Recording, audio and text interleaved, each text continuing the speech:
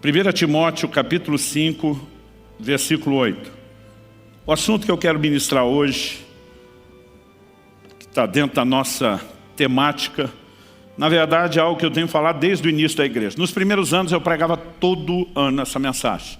Depois comecei a dar espaços, às vezes eu levo períodos de quase 2 anos. Isso significa, que alguns de vocês certamente já ouviram isso até mais de uma vez, e isso não me deixa nem um pouco incomodado, pelo contrário. Hebreus capítulo 2 diz no verso 1, importa que nos apeguemos com mais firmeza às verdades ouvidas. Mas para aqueles de vocês que não ouviram, eu quero que saiba que esse é um fundamento importante, Acredito que é um assunto assim, que merece mesmo nossa atenção e compreensão. O tema da minha mensagem hoje é fé e família. Eu quero mostrar a relação entre as duas coisas e o nosso texto, ele será não só o ponto de partida, mas o trilho da nossa reflexão dessa noite. Ele diz assim, 1 Timóteo 5,8, vou ler na Nova Almeida atualizada. Se alguém não tem cuidado dos seus, especialmente dos da própria casa, esse negou a fé e é pior do que o descrente. As variações entre as versões são pequenas. Algumas, em vez de dizer negou a fé, vão dizer renegou a fé. Outras vezes dizer pior do que o descrente, usa a expressão pior do que o incrédulo. Mas em essência, a maioria das versões vão apresentar exatamente a mesma mensagem. Que se alguém não cuida dos seus, especialmente os da sua casa, está negando a fé e é pior do que o incrédulo. E com isso, o apóstolo Paulo estabelece uma conexão entre assuntos que muitas vezes na prática a gente tenta vivê-los de forma separada. Que é fé, quando falo de fé não é apenas crer para uma intervenção de Deus, mas toda a nossa relação com Deus, fé e família. Ele está dizendo que se o camarada não cuida da família, ele vai negar a fé. O seu comportamento familiar afeta diretamente a sua relação com Deus, porque não são assuntos desassociados. Uma prova disso é que o apóstolo Pedro escreve, diz em 1 de Pedro 3,7, ele diz, maridos, tratem as vossas esposas com honra, como vaso mais frágil, para que não sejam interrompidas as vossas orações. Ele não está dizendo, maridão, trata bem sua esposa, para você ter uma qualidade de vida melhor debaixo do teto, para ter harmonia, paz, alegria. Ele vai muito além disso, ele diz, para que não sejam interrompidas as vossas orações. Ou seja, se você cria uma desconexão horizontal no relacionamento conjugal, você automaticamente cria uma desconexão vertical, porque é impossível ferir família e não ferir o relacionamento com Deus.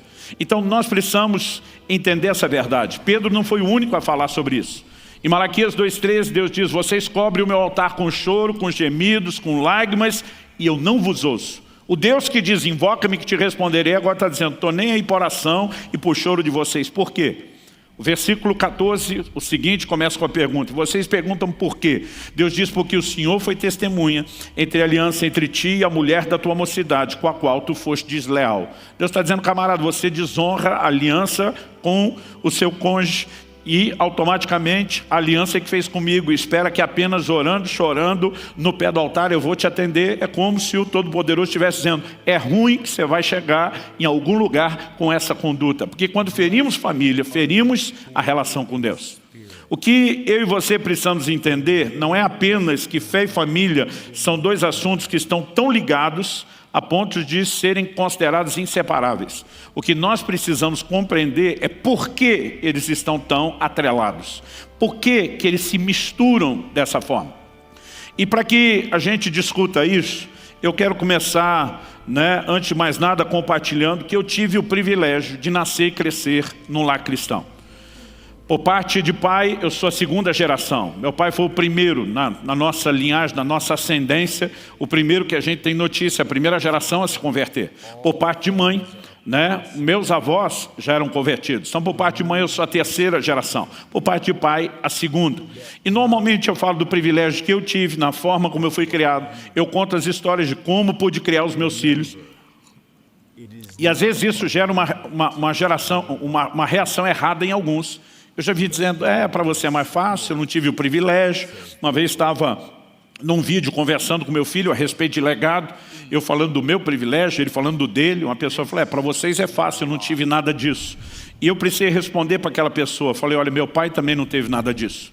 Mas ele decidiu, ele cresceu numa família disfuncional, viu o pai se suicidar quando tinha 12 para 13 anos de idade, depois disso as coisas pioraram, mas A partir dos 18, quando se converteu, um dos primeiros versículos da Bíblia que meu pai descobriu foi o Salmo 68:6. Deus faz com que o solitário habite em família. E uma das primeiras coisas que meu pai entendeu, se Deus tem um plano para a família, e com certeza não é o que eu vivi, ele decidiu, eu quero viver isso.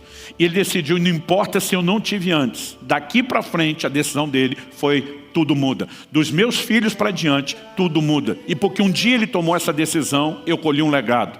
Meus filhos colheram um legado. Minha neta está começando a colher um legado. Então, antes de continuar essa conversa, eu quero que você pense da forma correta. Se você nos ouve falar essas coisas e não teve, decida que a partir de você as coisas serão diferentes. A partir da sua geração que tudo vai mudar e que nós vamos determinadamente buscar o melhor de Deus para as nossas casas e para as nossas famílias, em nome de Jesus. Amém? Então, vamos voltar aqui no assunto. Meu pai, por conta desse entendimento que foi revolucionário para ele, nos ensinou com muita repetição, com muito enfoque, que família era algo importante. Eu nunca tive dificuldade de entender que família era algo importante. Primeiro, como instituição de Deus. E Deus zela por aquilo que instituiu e estabeleceu. Segundo, eu compreendi desde cedo que, embora a salvação seja individual, o projeto de Deus é familiar. Deus disse para Abraão: em ti serão benditas todas as famílias da terra. Deus podia apenas ter dito todas as pessoas, mas ele diz todas as famílias. O Novo Testamento repete por 2 vezes, em Atos 11 e Atos 16, sobre crer no Senhor e ter salvação para toda a casa. Porque o projeto de Deus é familiar, ainda que a experiência de salvação envolva uma apropriação individual. Eu entendia que Deus valorizava a família a tal ponto de protegê-la com o que eu gosto de chamar de mandamentos familiares. Deus estabeleceu um padrão de comportamento para a família. Quando nós falamos de um comportamento familiar correto, não é uma coisa que a gente diz assim, bom, vida cristã é isso aqui, honestidade, santidade, integridade, oração, vida familiar é outra coisa. A forma como vivemos família é uma extensão da vida cristã. Deus estabeleceu mandamentos a respeito de como o marido deve tratar a sua esposa e de como a esposa deve tratar o marido. Como os pais devem tratar os filhos e como os filhos devem tratar os pais. Ao estabelecer mandamentos, o que Deus queria não era apenas preservar a funcionalidade da família, mas a sua integridade.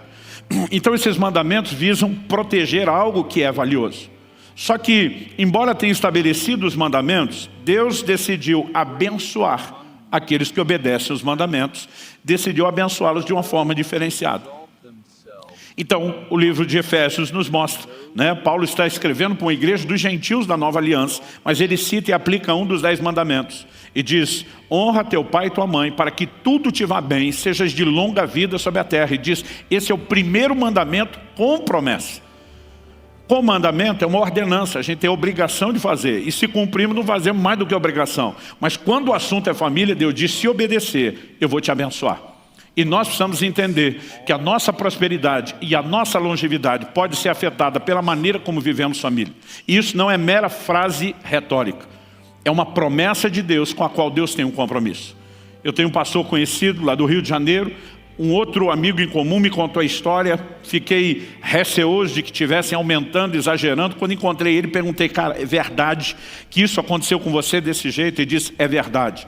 Ele teve uma trombose numa das pernas, o coágulo subiu, virou uma embolia pulmonar. Eu não sei quais foram os outros desdobramentos, mas foram acontecendo um quadro após o outro de complicação. E basicamente ele estava na cama, desenganado pelos médicos, esperando, pelo menos na expectativa dos demais, que a morte chegasse a qualquer momento. Ele viu entrando pela porta do quarto um anjo de Deus. No momento que ele viu aquele anjo, ele na verdade o denominou como anjo da morte.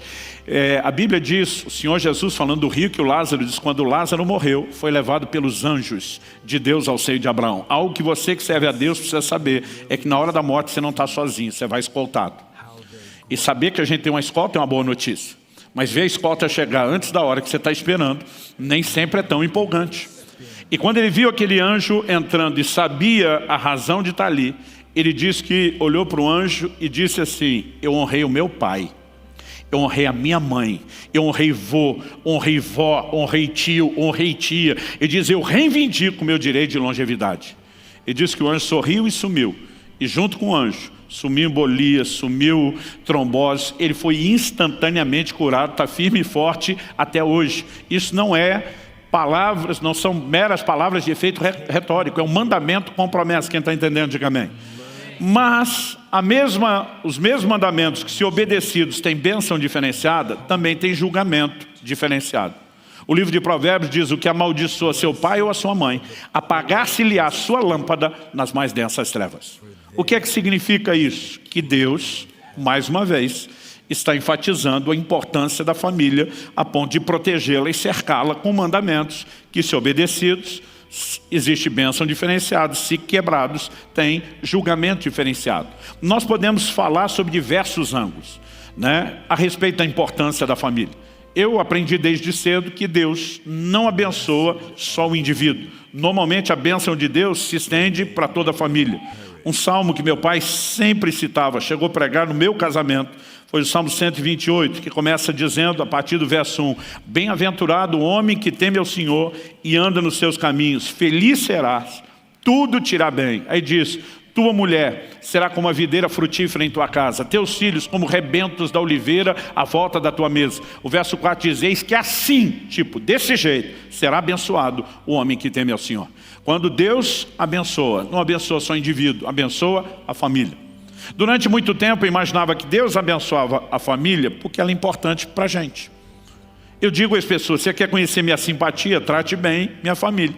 Quer conhecer minha antipatia, o lado ainda não trabalhado da minha alma? Mexa com eles. Então eu imaginava, Deus sabe que ao fazer algo por eles, indiretamente está fazendo por mim, deve ser por isso que abençoa. Não, quando você vai estudar a Escritura de uma forma mais profunda, você descobre que Deus não abençoa a família apenas porque ela é importante para nós. Deus faz isso porque ela é importante para Ele. Mas a pergunta é, qual é a real importância da família? Muitas vezes nós analisamos as coisas numa perspectiva carnal e egoísta. Então parece que tudo o tempo todo na nossa cabeça é apenas porque a gente acredita que é para a gente ser feliz. Felicidade, eu costumo dizer, acaba sendo uma consequência, um efeito colateral de viver o propósito de Deus. Mas não é a essência do propósito. Até porque muitas vezes, para andar dentro do projeto de Deus para a família, você talvez não vai ter toda a alegria durante um determinado período. Quem está batalhando por uma restauração do casamento não está vivendo alegria todo dia, mas está lutando para que ela se manifeste em algum momento como consequência de se alinhar ao plano e ao propósito de Deus. Quem está entendendo, diga amém. Quem está lutando em oração, em intercessão por um filho rebelde, distante, não está vivendo alegria quando decide andar nesse lugar em Deus, mas ele acredita que ela pode se manifestar depois. Mas não é mera e simplesmente a busca pela alegria ou realização no nível pessoal. Algo que eu quero apresentar para você hoje, ligado à importância da família, ao fato de que a família é importante para Deus, vai além da percepção de valor emocional. Tem a ver com uma perspectiva espiritual. Talvez o centro de tudo que eu vou falar aqui hoje é que a família é um sistema de valores que Deus estabeleceu e usa a fim de que Ele possa se revelar a nós. Então, em primeiro lugar, eu quero começar te dando fundamentos bíblicos de que Deus se revela através de figuras familiares. Por exemplo, quando você olha para as Escrituras, você percebe que tanto na relação pai e filho, como na relação entre o homem e a mulher, né? Não importa se nós estamos falando do marido, da esposa, nós estamos falando de pais e filhos, Deus usa essas figuras. Quando Deus queria falar a respeito do seu amor, para que Ele apelou? Isaías 49:15, amor de mãe. O mais sacrificial, sagrado e profundo nível de amor que o ser humano conhece é amor de mãe. Eu falei várias vezes para minha esposa, desde que meus filhos eram pequenos, eu dizia para ela, eu morreria pelos meus filhos, levaria uma bala por eles, só não faria o que você faz. Né? Porque mãe é um nível de dedicação que na cabeça de um pai chega a ser até desnecessário. Pastor, não está exagerando? Julgue comigo.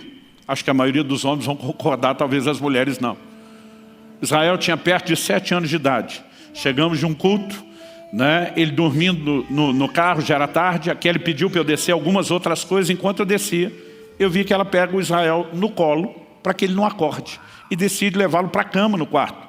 Mas a gente morava num sobrado e ela tem que andar com aquele menino enorme carregando ele lá para o andar de cima. Quando eu vi ela tirando ele do carro, eu falei, para. Falei, você vai acabar com suas costas, mulher. Ela falou, você vai me ajudar? Eu falei, claro que vou. Ela estende, achando que eu vou pegar o menino. Falei, acorda aí, folgado. E mãe olha e diz, coitadinho, de tadinho nada, o bicho está um sonâmbulo, não sabe o que está acontecendo, está andando e dormindo, não precisa acabar com as costas. Né? Eu lembro de uma época que uma noite ela escovava os dentes das crianças, a outra era eu. Na dela ela quase acabava com o esmalte do dente das crianças, de tanto esfregava. Na minha eu dava escova para cada um, vocês vão aprender a fazer o trabalho, seus folgados. Aqui ele dizia, quem é o folgado? Ele disse, não, o papel de pai é ensinar. Mas sabe, mãe é o mais sagrado nível de amor. E Deus apela para isso. Isaías 49:15. Pode a mãe que amamenta seu filho esquecer-se da criança que mama, ainda que a resposta implícita seja não. Deus, por causa que vez ou outra, pode aparecer uma mãe desnaturada e diz, mas ainda que essa se esqueça, eu não me esquecerei de vós. Tenho os vossos nomes escritos nas palmas das minhas mãos. Deus apela para o amor de mãe. Mas na hora de falar de cuidado, aí ele apela para a figura paterna. E aqui os pais sabem, né, que o peso e a responsabilidade que a gente carrega no nosso papel envolve muito a questão do cuidado da família. Então Jesus diz, se vocês são maus, sabem dar boas dádivas aos vossos filhos, quanto mais o Pai Celestial. Ele fala isso num contexto dizendo, olha, qual de vocês é o pai? Que se o filho pedir pão, vai lhe dar uma pedra. Gente, eu tento, mas não consigo. Cada vez que eu falo desse versículo, eu lembro de um episódio lá em casa. Domingo a gente brincava que era o dia de passar fome. A gente ia cedo, de manhã para a igreja, tinha a escola bíblica dominical, depois tinha um culto. Papai, né, e mamãe era dos que fechavam a igreja, porque era o pastor, atendia todo mundo. A maior parte do tempo nessa época não tinha carro, ia para casa de ônibus, dependendo da linha de ônibus pegasse, resolvia com 2, às vezes com 3. Nem sempre minha mãe conseguia deixar o almoço adiantado no sábado. A gente brincava que domingo era o dia da fome. E um desses domingos nós chegamos que o almoço não tinha nada preparado, minha mãe ia fazer tudo zero, meu irmão mais velho como sindicato, representante do sindicato dos filhos esfomeado, foi lá e disse, mãe, pelo amor de Deus, não dá para esperar tudo, nós vamos morrer de fome. Nós temos que comer alguma coisa antes. Minha mãe diz, vai lá, abre o armário, pega um pedaço de pão. Né? E eu lembro que meu irmão pegou um saco de pão. E aquele pão, antigamente, a nova geração compra pão em saco plástico, se não come o pão fresco, vai comê-lo murcho. Não é tão bom quanto fresco, mas pelo menos é comestível. A minha geração comprava no saco de papel, o pão endurecia. Então eu lembro que meu irmão tira um pedaço de pão e ele começa a bater na mesa. Pó, pó. E ele fica restando esse versículo. Qual é o filho que pedindo ao pai pão, esse lhe dará uma pedra? Eu lembro a primeira vez que eu contei isso aqui na igreja, minha mãe estava presente, ela ficava se explicando. Eu não sabia. Mas Jesus está falando de cuidado na perspectiva de algo que é a figura paterna, a responsabilidade do pai. O livro de Hebreus, no capítulo 12, envolve aqui tanto pai como mãe, fala de correção. Ele diz qual é o filho, né, a quem o pai não corrige. Ele diz se está sem correção não é filho, é bastardo. O pai corrige o filho a quem ama. Isso também é uma forma que Deus usa para falar de como ele nos trata. E se a gente deixar de lado essas figuras da relação pai e filho e passar para a relação homem-mulher, nós vamos encontrar várias outras. Eu não estou tentando ser exaustivo aqui, estou trazendo apenas alguns insights para comprovar o ponto. Né? Isaías 62:5, como o noivo se regozija da noiva, assim de ti se regozija o Senhor, ó Israel. Deus usa esse paralelo. Em Efésios 5, nós vemos Paulo falando a respeito de um paralelo entre o trato do marido com a sua esposa e de Cristo e a noiva. Cantares é um dos livros que acredita ser uma alegoria profética do relacionamento entre Cristo e a igreja. Então, quando nós olhamos, é fato, Deus se revela através de figuras familiares. Eu nunca tinha pensado muito nesse assunto até o ano de 2005, que foi quando começamos a igreja. Alguns meses antes de darmos início, Deus começou a falar muito forte ao meu coração a respeito dessas coisas. E Ele me fez lembrar de uma experiência que eu tive quando o Israel, meu mais velho, era ainda bem pequeno. Ele devia ter em torno de uns 4 anos de idade. Eu lembro que era a fase tagarela, e também porque a Lissa, minha filha, ela ainda era bebezinho, quase não falava. Futuramente isso mudaria drasticamente e ela se tornaria uma profissional da conversa, mas nessa época ela resmungava muito pouquinho. E a gente ia fazer uma viagem para a casa dos meus sogros, que dava uns 700 quilômetros. Isso significava uma viagem de pelo menos 9 horas, que foi o que levou. Isso significava que eu precisava de um grande estoque de paciência para lidar com meu filho perguntando centenas de vezes, quanto tempo falta? Está chegando? Falta muito? né? Eu não sei você, mas não consigo nem assistir aquele desenho que tem o jumento do Shrek falando essas coisas, de tanto que meus filhos já falavam. É quase um trauma. E eu, antes de viajar, estou ali me preparando, né? Dizendo, Senhor, me ajuda. Eu preciso ter calma, eu preciso ter paciência, me dê graça. E a minha oração durou 8 horas. Mas a viagem durou 9. Então meu estoque acabou antes. Eu lembro que faltava mais ou menos 1 hora para chegar. A gente não usava GPS como hoje, mas já sabia mais ou menos a distância onde estava. E de repente meu filho pergunta, né? Eu não sei quantas vezes já tinha feito isso, mas isso doeu lá dentro da alma. Quanto tempo falta? E apesar de me irritar com aquela pergunta, eu peguei e botei um sorriso fingido no rosto. Olhei para meu filho e falei, falta 1 hora, meu filho. Aí ele abriu um sorriso, obrigado, pai. Quando ele falou, obrigado, pai, eu perdi a paciência. Falei, obrigado por quê, piá? Aí ele assustado disse, porque o senhor me disse quanto tempo falta. Falei, por acaso você entende de tempo? Você tem relógio? Não. Você sabe marcar a hora? Não. Você sabe quanto dura 1 hora? Não. Então obrigado do quê? Eu estava tentando dizer, você fica perguntando uma coisa que não entende, ainda finge que entende, para perguntar de novo. E a hora que eu vi, eu tinha soltado os cachorros em cima do menino. Todo homem de Deus sabe que errou, não só pelo testemunho do Espírito Santo e da sua consciência, mas pelo jeito que a mulher olha. Kelly não reclamou, não discutiu comigo, mas ela não me olhava mais com cara de meu herói. E eu pensei, devo ter exagerado. Mas ficou um silêncio tão grande no carro que eu gostei do silêncio. Então, já te deu um arrependimento parcial de 30%? Foi o que aconteceu comigo. Eu penso assim, talvez eu tenha exagerado. Talvez eu tenha passado. Mas o negócio estava tão bom aqui de silêncio que eu fazia questão de dizer para mim, está tudo bem. Mas o silêncio foi durando, foi ficando constrangedor.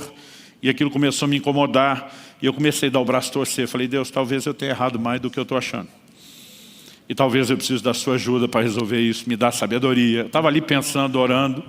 E meu filho rompeu o silêncio, falou alguma coisa que eu não entendi. Pedi para ele repetir, falar mais alto. Ele falou, pai, eu sei que eu não entendo de tempo. Eu sei que eu não tenho relógio. Eu sei que eu não sei marcar a hora. Mas ele disse, fala sério, você é inteligente. Se você quiser, você me arruma outro jeito de explicar o tempo que não seja pelo relógio. Nessa hora que ele já está rindo do meu lado, tipo, quero ver você sair dessa. Eu já estou pensando, se não conseguir, aí eu não sou inteligente, como ele falou. Mas talvez seja a chance de arrumar. Eu estou pensando, Deus me ajuda. Como é que eu vou explicar tempo para uma pessoa que não controla o tempo, pelo único medidor de tempo que nós temos, que é o relógio? E de repente me veio um insight. Eu tenho que entrar no mundo dele, na cabecinha dele, usar os exemplos dele. Eu tenho que pegar alguma ampulheta emocional que está ali, que ajude ele a contar o tempo. E eu me dei conta. Nessa época meus filhos tinham a capacidade de assistir assim, centenas de vezes o mesmo desenho. Eu não sei se aconteceu com os de vocês, acredito que com a grande maioria. Gente, Alice então era um negócio impressionante. Ela sabia tudo de cor. Ela falava as falas antes das personagens do desenho falar. Eu dizia, filha, para que você assiste? Você já sabia qual assiste na sua cabeça. Que aí pelo menos eu não preciso ouvir. Ela dizia, porque é legal. Dizia, é legal para você. Ela dizia, então, pai, é legal. Né? E nessa época eu lembrei disso. Falei, Israel, sabe aquele desenho tal? Que era do momento. Sei. Imagina que você está assistindo o desenho e está mais ou menos na parte que acontece isso, descrevi. Quando eu falei que ela olha para mim e dá um sinal, menos, tipo, você já foi longe. Ela também sabia de cor. Aí eu falei, na parte que acontece isso, voltei bem no início, ela deu um sinal de joia. Ele falou, sei, então, daqui até terminar o desenho, é o tempo que falta para chegar na sua avó. O menino abriu um sorriso, valeu, pai. Eu sabia que você ia dar um jeito de me explicar o tempo de um outro jeito. Eu olho, Dona Kelly sorrindo de volta, me olhando com cara de meu herói. E eu falei, meu Deus, arrumei tudo com todo mundo e ainda vou ter paz. Gente, não deu 10 minutos, ele só mudou a pergunta. Que parte do desenho está agora? Eu tinha que dirigir um olho na estrada e o outro assistindo o desenho aqui numa tela paralela, em tempo real, para ir explicando que parte do desenho está para ele ir calculando quanto tempo faltava. Eu lembro quando peguei um acesso secundário para entrar na cidade, saindo já da rodovia, ele já fazia um tempo me perguntar, pai, e agora? Eu falei, agora a tela está preta, não está passando nada. Ele, ué, será que quebrou o videocassete? Videocassete, gente. Estamos falando de um bom tempo atrás. Eu falei, não, acho que não quebrou não. Ele falou, mas o senhor disse que está passando nada. Na hora que eu olhei estava preta, mas agora está subindo as letrinhas brancas. Gente, quando eu falei, está subindo as letrinhas brancas, pensa na festa do menino. Eba, chegamos! Porque eram os últimos grãozinhos de areia daquela ampulheta da cabeça dele caindo. O Espírito Santo falou comigo, você lembra do episódio? Eu falei, lembro. Aquilo foi inesquecível. E ele me disse, eu tenho que fazer a mesma coisa com vocês o tempo todo. Assim como você teve que entrar no mundinho dele, na cabeça dele, usar as figuras que ele tinha, porque não adiantava falar da sua linguagem, do seu conhecimento, que ele não acompanhava. Ele diz, é a mesma coisa que eu tenho que fazer com vocês. A Bíblia diz que os pensamentos de Deus são mais altos que os nossos. A Bíblia diz, em 1 Coríntios 2,14, que o homem natural não entende as coisas do Espírito, que para ele são loucura. Então Deus também precisa usar conosco figuras compreensíveis. A diferença, o Senhor falou comigo aquele dia, entre eu e você, ele diz, é que você improvisou. Eu não tinha um plano, para mim foi um momento, foi um improviso. Mas Deus, o Deus onisciente, que conhece tudo, o Deus presciente, que conhece tudo de antemão, ele não improvisa nada. O tempo todo a Bíblia fala do seu plano, do seu propósito, do seu beneplácito, de tudo que ele planeja, né? Deus não faz nada, absolutamente nada improvisado. Ou seja, quando Deus cria o homem para viver em família, isso é parte de algo intencional, de um propósito. Deus queria nos dar referências que ele pudesse usar. E porque Deus cria o homem para viver em família, para que o homem entenda algo que Deus já tinha antes da existência do homem. A segunda coisa que eu quero falar, a primeira foi que Deus se revela através de figuras familiares, mas a segunda é que antes de existir a família terrena, já existia a família celestial. Deus tem uma família. Efésios 2,19 diz assim, já não sois mais forasteiros, né, mas concidadãos dos santos e membros da família de Deus. Eu e você somos membros da família de Deus porque Deus tem uma família. Fomos recebidos nessa família, adotados nessa família. Em Efésios 3, 14 e 15, Paulo diz, por essa causa me ponho de joelhos diante do Pai, de quem toma o nome toda a família, tanto no céu como sobre a terra. A Bíblia não só diz que Deus tem uma família, mas parte da família está no céu, parte está na terra. Isso sempre fez com que imaginasse a família de Deus como um grande sobrado. Aquela criançada correndo, pulando no andar de baixo, nós os crentes aqui da terra. A criançada correndo, pulando, brincando no andar de cima, aqueles que já foram promovidos e transferidos lá para a glória. E eu imaginava a família de Deus assim, Deus esse paizão, aquele mundaréu de filho numa casa de 2 andares, do céu e da terra. Mas eu lembro que nessa ocasião, início de 2005, o Espírito Santo começou a falar no meu coração e disse, quando você começou a sua família? Eu falei para ele, dia 3 de novembro de 1995, uma sexta-feira à noite, já devia ter passado das 9h30 da noite, quando eu fiz meus votos. Aí respondi para Deus bonito, se cumpriu a escritura que diz, deixará o homem seu pai, sua mãe, se unirá sua mulher. Eu falei, nesse dia eu formei a minha família. O Espírito Santo perguntou, e os filhos? Eu falei, os filhos vieram depois. Os filhos são o aumento da família. Ele falou, você não passou a ter uma família quando os filhos nasceram? Eu falei, não. Os filhos nasceram, foram concebidos porque eu formei uma família por meio do matrimônio. E quando eu respondi isso, ele disse, se você pensa isso sobre a sua família, por que é que você pensa diferente a respeito da minha? Porque para mim, Deus só passou a ter uma família quando criou o homem. A verdade é que antes de sermos criados, o mistério bíblico da Trindade, que nós mexemos aqui nos últimos meses, é o mais perfeito modelo de uma família. É a família que pré-existia nos céus antes da família terrena. E porque Deus já vivia em família, decidiu criar um homem para viver em família, de maneira a tentar comunicar valores que pudessem ser absorvidos por cada um de nós. Quando eu falo da família de Deus, alguns me olham com a cara que parece que a pergunta está estampada na testa. Primeira vez que eu ouvi isso, antes de começar a pregar essa mensagem, foi de um amigo que teve uma experiência impressionante com Deus. Ele vinha numa prática de oração intensa todos os dias, e num desses momentos ele teve uma experiência impactante, poderosa, sobrenatural. Tinha um histórico de muita dor no seu crescimento, nas suas experiências familiares, e o Espírito Santo começou a trazer cura, e algo que o Senhor falou para ele foi a respeito da família eterna, que a Trindade era uma família antes da existência do homem. A primeira pergunta dele, eu estou dizendo que esse foi o primeiro que eu ouvi tocar no assunto, mas ao longo dos anos, quando eu comecei a falar mais disso, eu vejo muita gente me perguntar a mesma coisa. Primeira pergunta dele, então peraí, se Deus é o Pai, e Jesus é o Filho, então o Espírito Santo é a mãe? As mulheres parecem gostar da ideia, os homens já ficam meio, tem cara de heresia, né? A verdade é que a Bíblia não se refere ao Espírito Santo dessa forma, então não me atrevo a fazê-lo.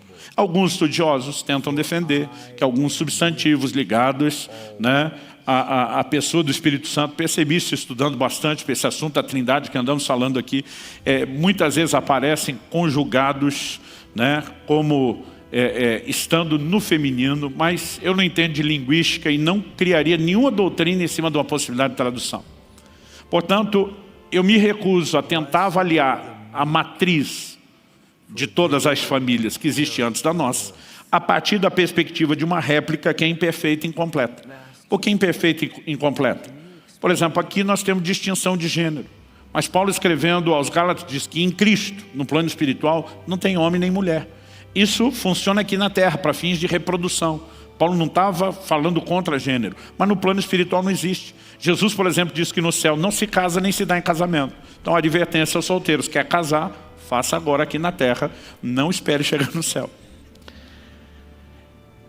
E uma vez que não tem esse paralelo, eu não vou tentar comparar quem é o Espírito Santo na família de lá a partir das posições aqui. Mas se a gente fizer a análise inversa, em vez de tentarmos entender a de lá a partir daqui da terra e olharmos da celestial para a terrena, nós vamos perceber que a mãe acumula papéis e funções aqui na família terrena que são atribuídas ao Espírito Santo na família celestial.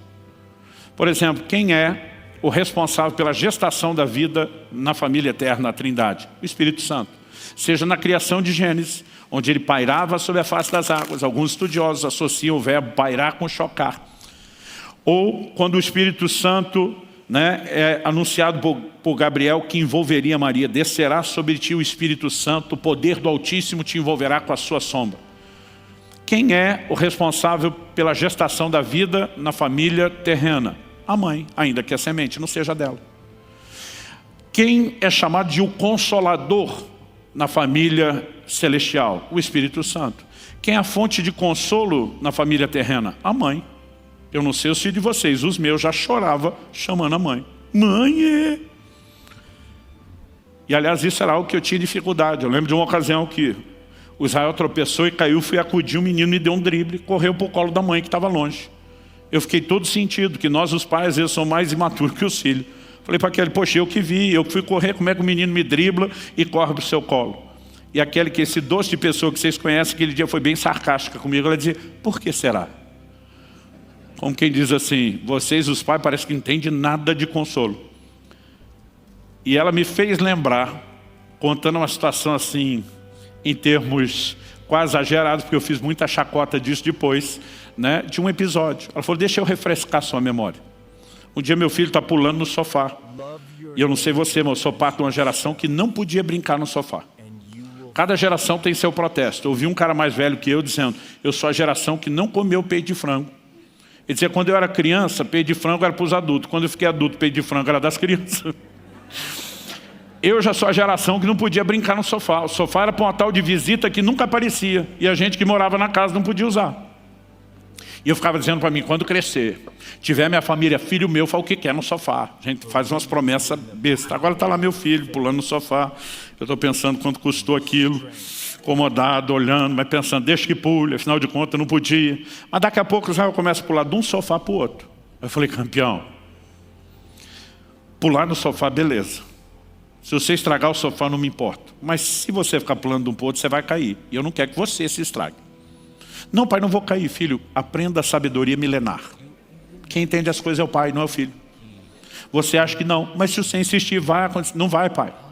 Fui para o posto de observação. Alguns dizem que o pai fica gorando, não é verdade. Posto de observação. Meu pai dizia que na escola da vida o castigo vem antes da lição. Primeiro você apanha, depois aprende.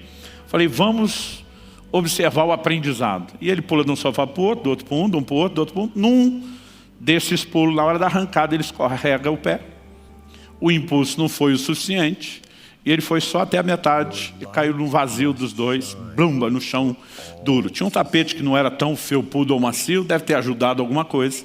Mas na hora do blum, e o menino levanta chorando, a mãe, que estava bem mais longe, teletransportou. A hora que eu olho de como ela chegou aqui. Né? E ela que foi acudir, eu não tive nem tempo. E aí eu vou contar do jeito que eu esculhambava, né, aquele nos nossos momentos, que eu dizia: isso é muito para a cabeça de um pai. né? A forma como a mãe decide consolar. Primeira pergunta da mãe para o filho: meu filho, o que é que aconteceu? Eu estou com vontade de dizer, todo mundo sabe que o menino caiu. Para que perguntar? Mas a mãe chega e deixa o filho dar a versão. Ele: eu caí. E minha vontade de dizer, nossa, achei que estava treinando para aprender a mergulhar na piscina. Aí a mãe pergunta: e machucou? O pai nessa hora, eu e a maioria do meu sindicato quer gritar. Não, está chorando de treino para ficar bom quando precisar. Mas eu estou ali, não peca, não peca, fica quieto, morda a sua língua. Eu estou fazendo cara de paisagem, dentro de mim o vulcão em erupção, do lado de fora está tudo quieto, tranquilo. Eu dizendo, segura campeão, segura. Aí, não bastasse isso tudo que já tinha gerado indignação suficiente, a mãe, que já perguntou o que aconteceu, ele caiu, né? E doeu e machucou, agora ela diz, deixa que mamãe dá um beijo e já sara. Aí eu quero gritar, tá trolando você, piá. Não é xilocaína, não é analgésico, não sara nada. Mas eu estou ficar quieto. Mas está cada vez mais difícil ficar quieto. E aí o menino estende o braço e a mãe nem beijar direito, beijo. Chega uns 2 centímetros perto. Sarou ele. Eu quero voar no pescoço dos dois. Aí a Kelly está me fazendo lembrar do episódio. Aí um outro dia, meu filho está lá brincando no sofá. E daqui a pouco resolveu pular de um sofá para o outro. Falei, bonitão, lembra da última vez? Não, pai, agora eu aprendi, não caiu mais, filho. Você acha que aprendeu? Sabedoria milenar, o pai está certo, você vai estar errado de novo. Não pula de um para o outro, não é seguro. Não vou cair, fui para o posto de observação.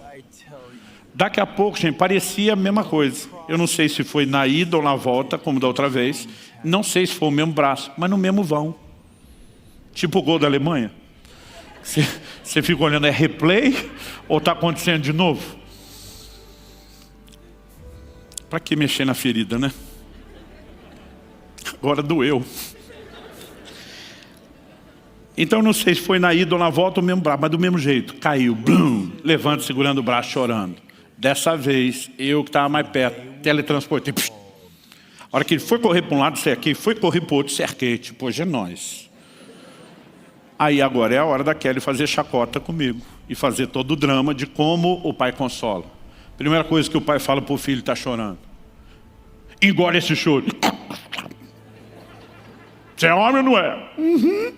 Sou. Engole o choro. Sou. Aí eu olho para o menino, pai que é pai, antes de consolar, dá sermão, gente. Eu não te falei que se você ficasse pulando, ia... Falou. Engole o choro. Falou. Então bem feito! Se tivesse ouvido seu pai, não tinha caído. E é a hora da gente rasgar o sermão. A Kelly me falou, meu amor, quando alguém está se afogando, é hora de dar sermão, porque não aprendeu a nadar, é hora de jogar boia. Eu falei, você falando assim não só faz todo sentido, mas faz me sentir um pouco idiota. E ela olha para mim e diz, e a princípio, o beijo não é para sarar o braço, é para sarar a alma da criança. Eu, bom. Parece que as mães são as profissionais do consolo. É uma dádiva de Deus. É parte de um papel que elas desempenham.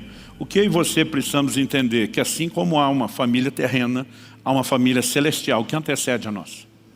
E a boa notícia é que, embora a família terrena seja imperfeita, a família celestial não é imperfeita.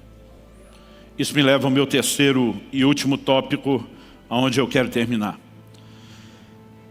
A imperfeição da família terrena acaba nos dando uma lente. E essa lente determina a forma e a maneira como nós enxergamos Deus.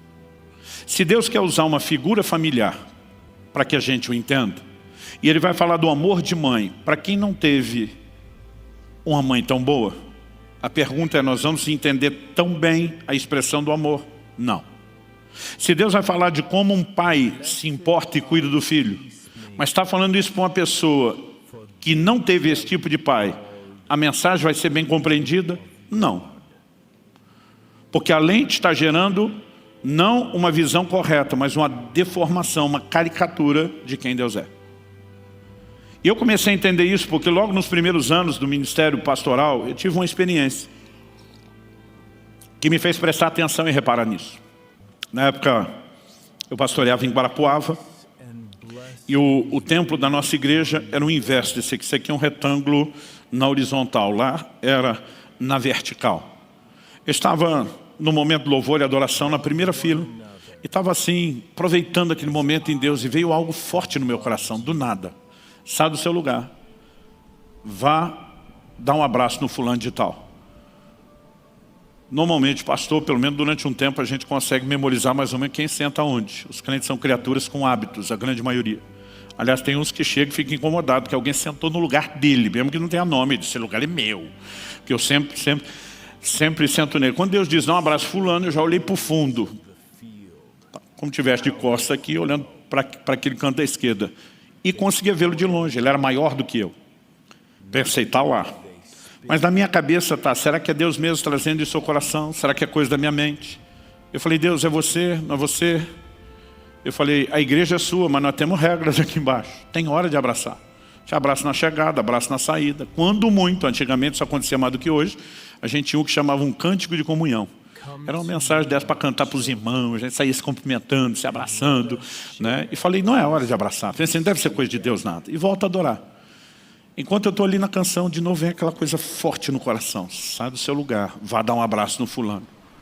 Aí eu falo, Deus, se for o Senhor, vamos arrazoar junto?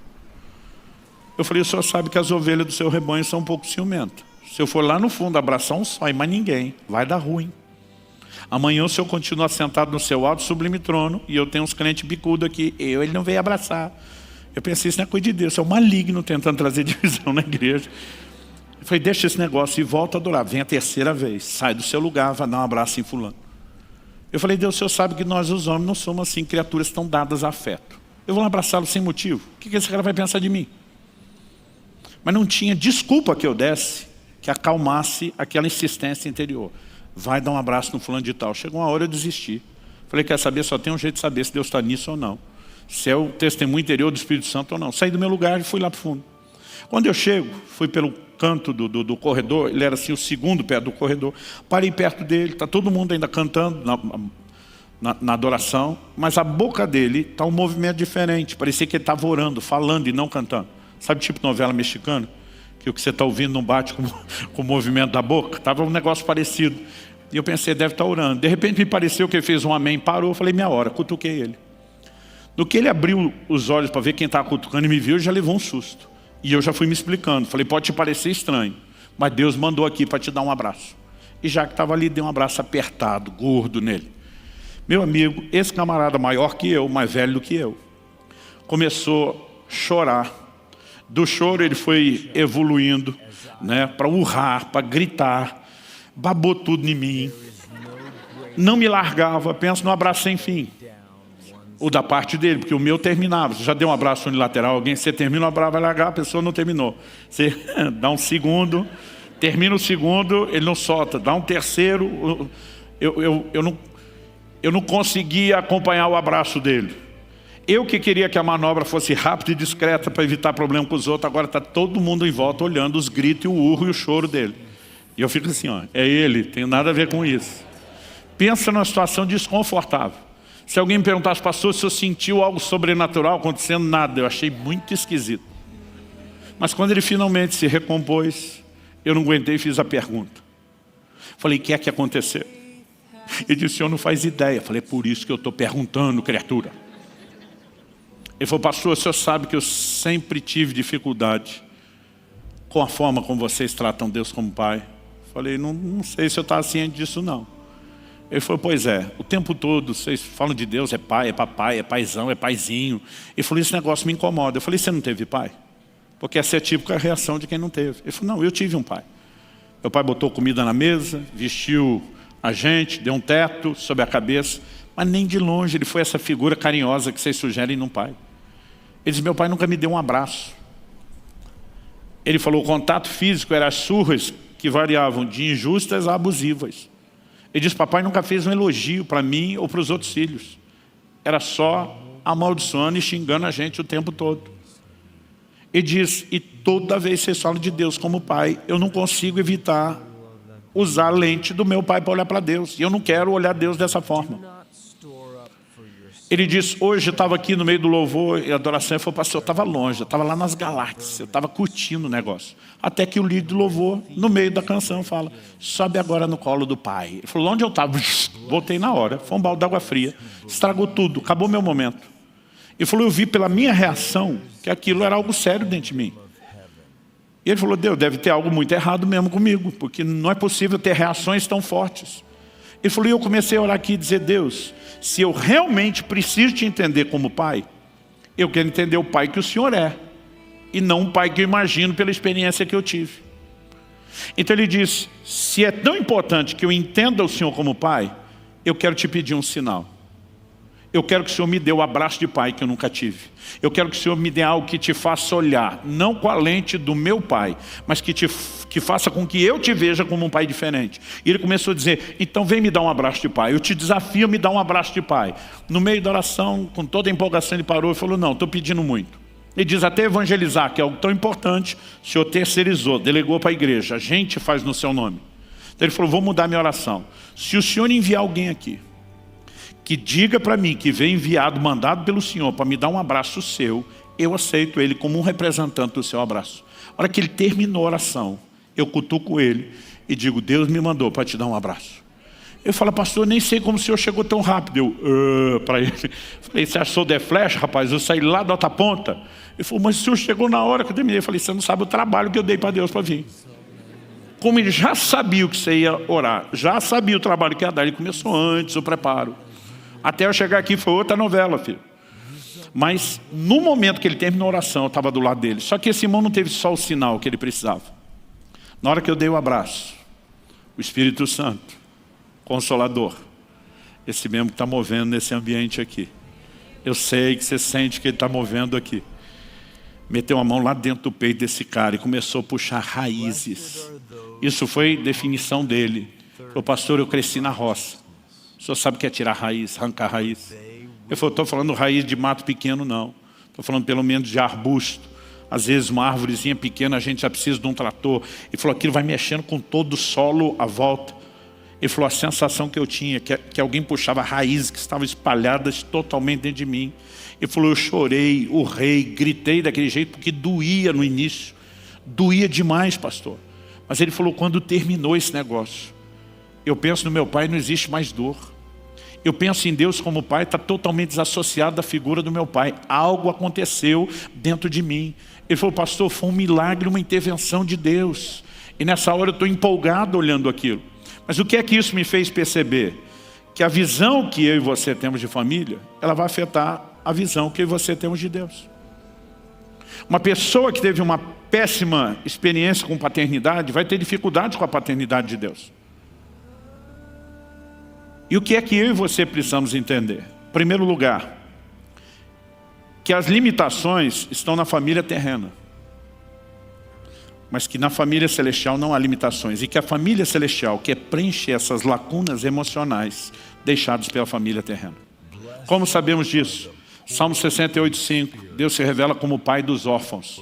Está dizendo, você é órfão, cresceu sem pai. Eu quero ser seu pai. Ele está dizendo, eu quero preencher essa lacuna, esse buraco emocional que você tem.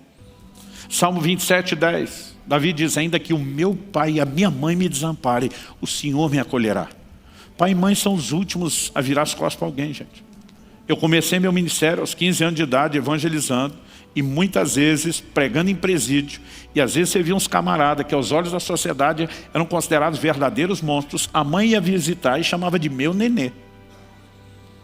Pai e mãe, principalmente a mãe, são os últimos a virar as costas. Quando Davi diz, ainda que pai e mãe desamparem, o Senhor me acolherá. Ele está dizendo, nessa família não existe abandono. Nessa família existe acolhimento que compensa o abandono da outra. Então, algo que eu e você precisamos de fato entender é a razão pela qual a família celestial quer preencher essas lacunas. Porque se não houver cura na lente que nós temos, nós não vamos desfrutar do relacionamento com Deus como deveríamos.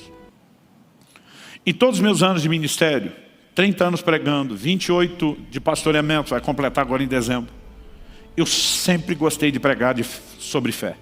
E muitas vezes quando estamos pregando aquelas mensagens de fé, que é para incendiar mesmo a turma, porque Deus disse, nunca te deixarei, jamais te abandonarei. Tem aqueles irmãos que estão te olhando com aquela cara, eu vou voar. Mas tem aqueles outros que estão olhando para você com a cara assim, sei. E você diz, como é que esse não se empolga?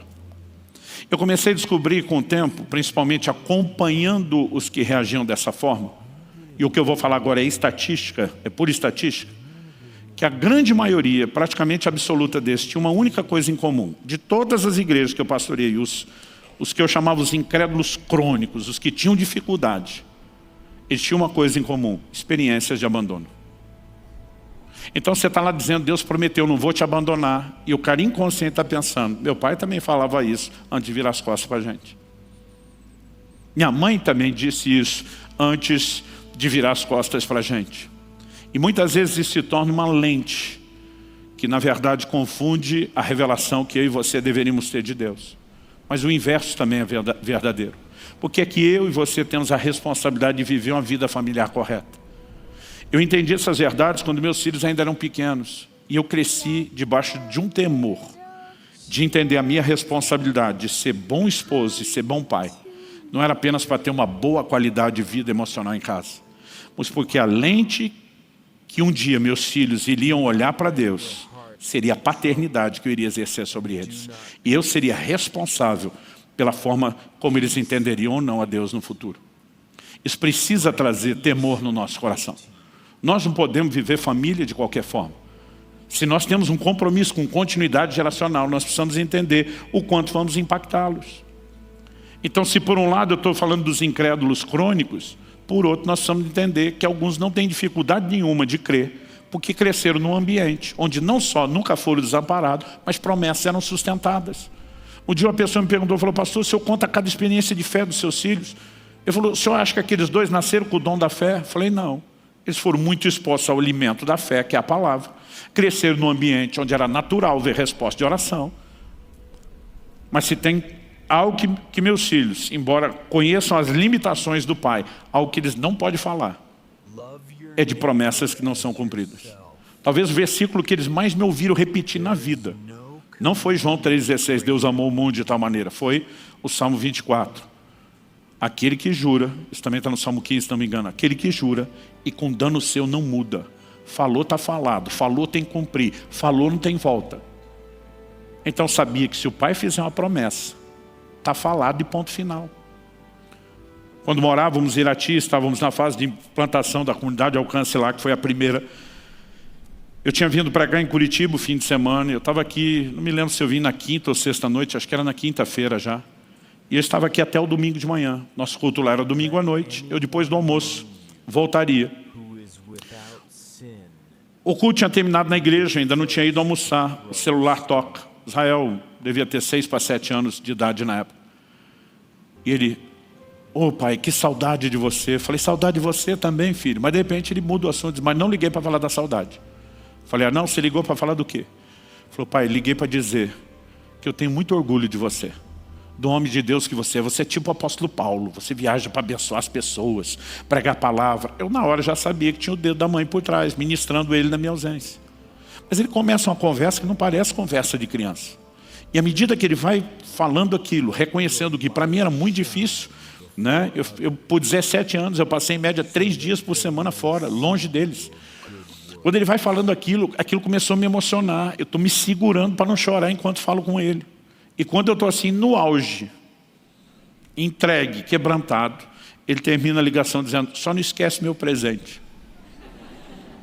Ele diz que nessa época fez isso sem nenhuma segunda intenção. Mas eu emocionado, quebrantado, falei, o que é que você quer? Ele, estou podendo escolher? Nós estávamos vivendo um período de muita renúncia, né? Em termos de padrão de vida, vida financeira. Eu fui plantar a igreja, não tinha salário, levei mais 6 famílias comigo, corri que nem um louco para movimentar e girar aquela roda. E meu filho tinha pedido um negócio uns 2, 3 meses antes. Eu falei, filho, mas não tem perspectiva nem a longo prazo de papai poder dar um presente desse para você, sem chance. Esquece isso, tira isso da sua cabeça.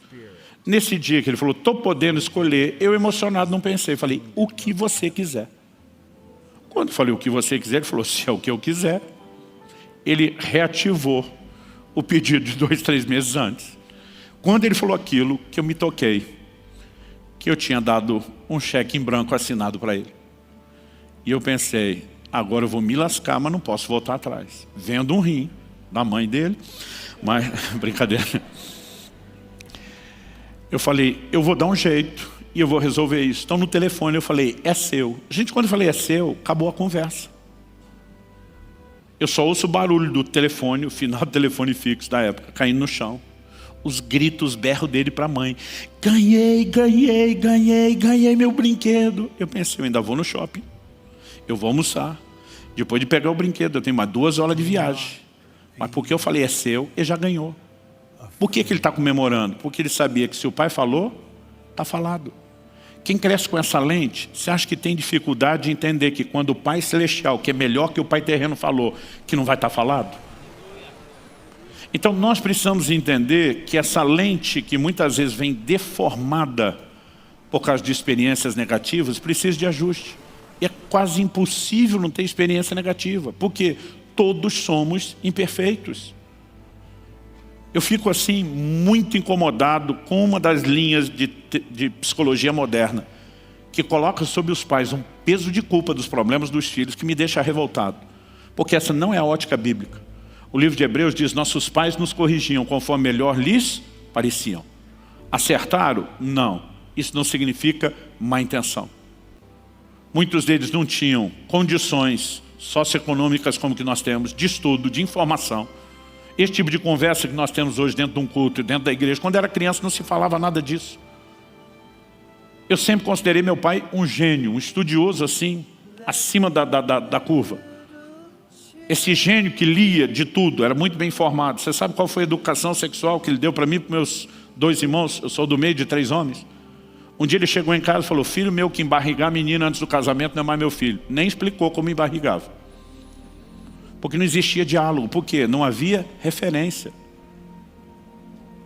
Eu lembro de uma fase na adolescência que eu cheguei para minha mãe e falei, mãe, pré-adolescência acho que eu estava. Eu falei, por que o pai não ama a gente? Ela falou, você está louco? Por que você está falando isso? Eu falei, mãe, o pai além de crente é pastor. A gente abraçava meu pai. Então, desde que eu me lembro da fase mais crescida, a gente abraçava meu pai, ele ficava duro, que nem um cabo de vassoura, ele não conseguia interagir.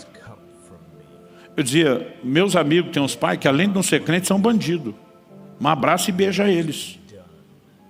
Como é que a senhora explica o homem de Deus aí que não faz isso? Minha mãe falou, filho, seu pai não teve referência nenhuma. Foi nessa conversa que pela primeira vez ela falou do que meu pai não falava. Que meu avô tinha suicidado, que ele cresceu num lar disfuncional. Ela falou, seu pai não teve nada disso. E não tem referência nenhuma de como fazer. Mas minha mãe falou assim, mamãe, abraço e beijo a vocês todo dia, mas tem dia que eu não lembro de orar por vocês. Ela falou, mas não tem um dia da vida de vocês que seu pai não ore por vocês. Ele carrega um peso, um zelo por vocês, que vocês não têm ideia. Ele muitas vezes, quando vocês estão dormindo, ele vai impor as mãos, ele ora por vocês. Ele só tem dificuldade por aquilo que ele não teve. E minha mãe foi usada por Deus para virar uma chave na minha cabeça. Eu pensei, pois se o velho não teve, vai ter agora.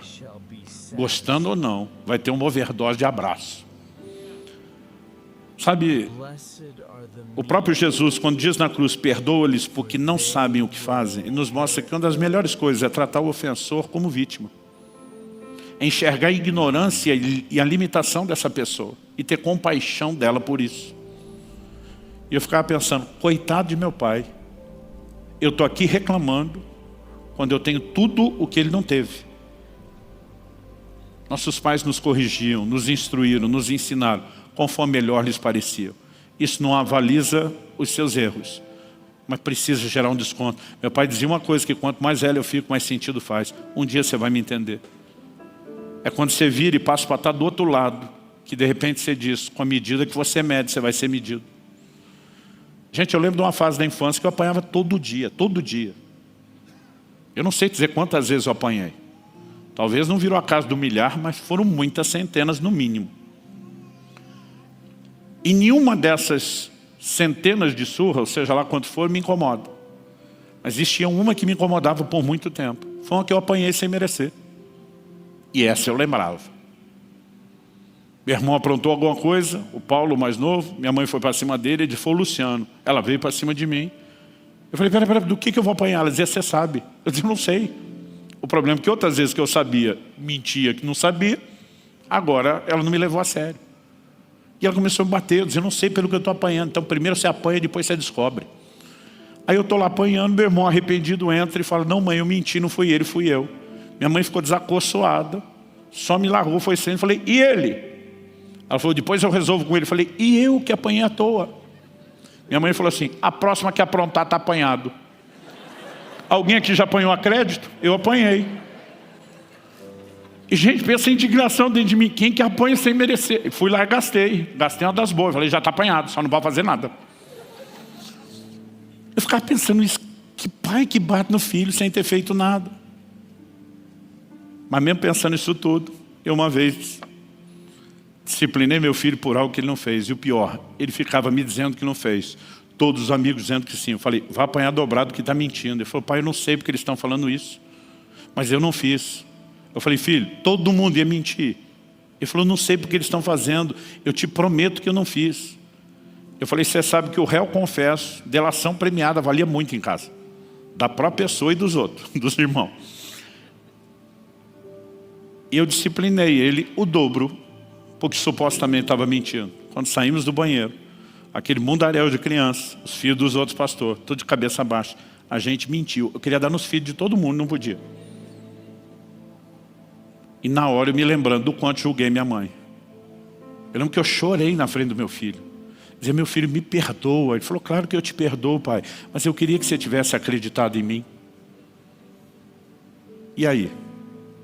E tudo aquilo que você lançou quando era vítima, agora você perde completamente a rigidez. Porque do outro lado, precisa ter um pouquinho de tato e compreensão. Por que eu estou dizendo isso? Gente, o mesmo Deus que quer preencher as lacunas familiares, Ele quer mudar nossa ótica. Ele quer nos levar a um lugar de tolerância, de compaixão, de perdão. Quem está entendendo o que eu estou falando? Algo que Deus me falou, e eu termino com isso aqui agora. Quando me fez entender essas verdades, Ele disse, eu não quero que você pregue só restauração familiar. Eu quero que você pregue a restauração da visão familiar.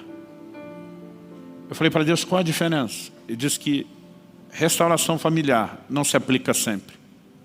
Restauração da visão familiar se aplica sempre. Eu falei, como que não se aplica sempre?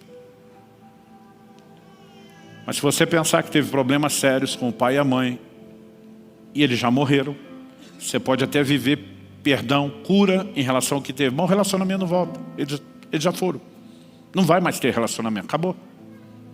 Alguém se converteu no terceiro ou quarto casamento, não tem como restaurar tudo que teve antes. Acabou.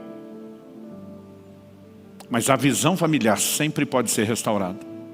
Então mesmo se meus pais já partiram e eu não posso consertar o relacionamento, eu posso mudar a visão que foi gerada por um relacionamento errado. E se eu me convertir depois de vários casamentos, eu posso mudar a visão a respeito de matrimônio, para não apenas entender melhor o reino, como poder ajudar os filhos. E não há nada que eu e você precisemos tanto para mudar a visão familiar, como a palavra de Deus. Salmo 19:7 diz, a lei do Senhor é perfeita e restaura a alma. Mas além dessa visão, e a razão pela qual nós vamos gastar aqui essa temática e esse tempo falando, é para te ajudar a mudar a sua visão familiar. Durante todo o mês de outubro e entrando aí em novembro. Mas algo que você precisa estar aberto, não só hoje, mas a partir de hoje, é que Deus te permita fazer com que você revisite alguns episódios da sua história, para talvez liberar perdão, ou pedir perdão por algo que você tenha feito. Talvez você seja vítima, talvez você seja ofensor. Talvez você seja um filho abandonado que tem que perdoar o pai ou a mãe que abandonaram. Talvez você seja o pai ou a mãe que abandonou e precisa pedir perdão. Tem muita gente que se converte, sabe que é uma nova criatura, mas gerou filhos fora do casamento e nunca se importou com eles. Em algum momento tem que haver conserto. Precisa haver humilhação, precisa haver arrependimento, precisa haver pedido de perdão, precisa haver um testemunho. Eu não sabia, eu vivia na ignorância. hoje eu não agiria dessa forma, eu não teria feito o que eu fiz. Tem muita coisa que precisa ser consertada, e eu creio que nesse tempo nós não vamos ter só ensino, nós vamos ter um vento profético soprando para trazer restauração na casa, para trazer restauração na sua vida. Você crê nisso? Vamos ficar em pé, vamos orar juntos.